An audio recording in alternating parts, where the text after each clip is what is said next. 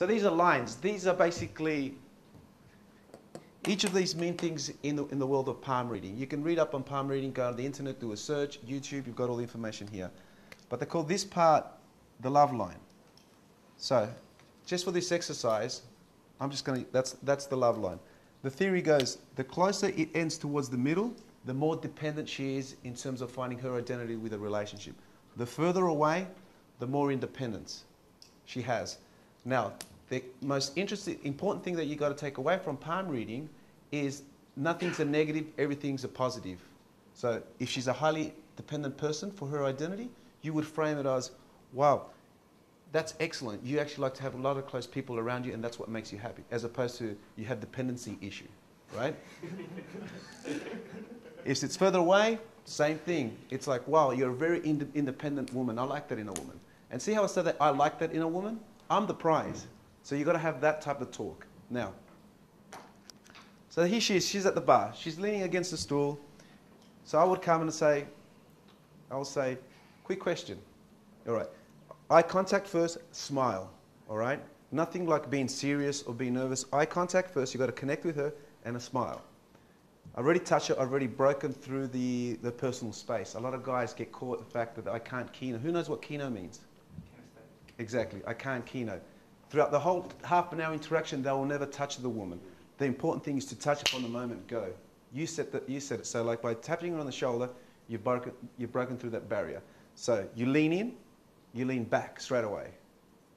All right, why? Because her brain's thinking, oh, here's another guy who's going to be talking to me. He's into my personal space. But I've gone in, I've broken through that barrier, I move back. As I'm moving back subconsciously, what's going through her mind's like, all right, he's going to back off. What's going on here? Normally guys come in and just want to hang out with me. Who's gone to bars and guys never touch a girl but always like leaning towards her because they think that something's going to happen if they do that. It doesn't happen, all right? So you lean back. What do you think about guys that can read women's hands? Okay. I don't really know. Yeah, it's an opinion opener. It's like, hey, nice dress. No. It's like, what do you think about guys? And you can do this to 2 or 3 girls at the same time. When you do that, same principles. Eye contact to all girls, smile, then go in. Now, what you will find all girls do instantly is they'll stick a hand up, read mine. They're shit testing you. All right, once again, I'm touching. The first thing I do is like I grab her palm, I twist it around. What am I doing that? It's because I'm having fun. I'm in control here. It's my frame. It's my reality. She's coming into it now. All right? I look at her nails always. I always look at her nails. Why? Because women are quite visual in terms of the way they present themselves to attract us. And a nail will tell you a lot. If she's got like fake, long painted nails, she's perhaps a lot what she likes the finer things in life. She's elegant. She's perhaps a little bit snobby. She's into fashion. You can just tell that. If she doesn't, she's probably more down to earth. She'll probably be a lot younger as well.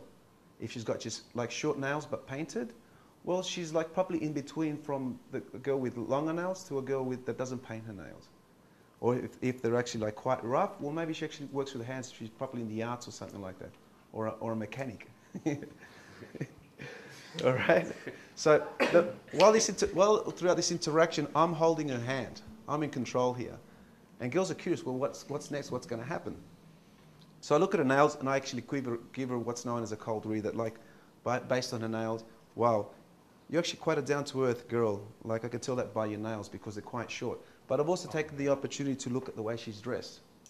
If she's glamorous, she's wearing high heels, she's wearing flat shoes, she's wearing sneakers. If her tops were open to the bottom or if it's a top like closed up, these are the things you've got to be looking at and reading. So once you turn around, I'll say, look, I'll just give you a quick read.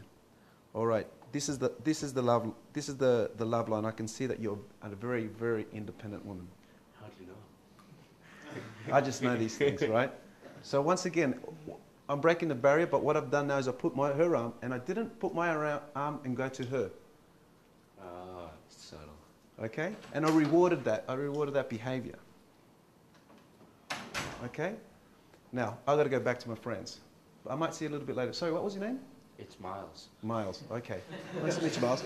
But I didn't offer my name also. I didn't offer my name. Oh, by the way, I'm Billy, but I'm bailing out now. She's thinking that in small interaction, I added more value than I took. Most guys go into groups and they take value. They take it.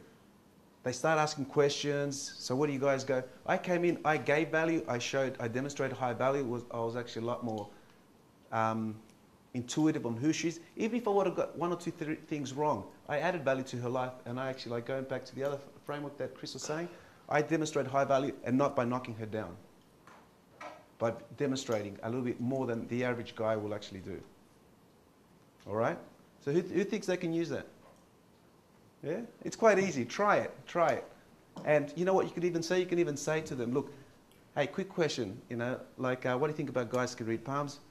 You show, and as she puts her hand out, you can even say, look, I actually saw this guy who actually taught me this, and I just want to test it. And then you just go into reading, and that's it. And then you ask her, what do you think? And then bail out, eject. Don't stick around like a bad smell. Thank you, Miles. All right, so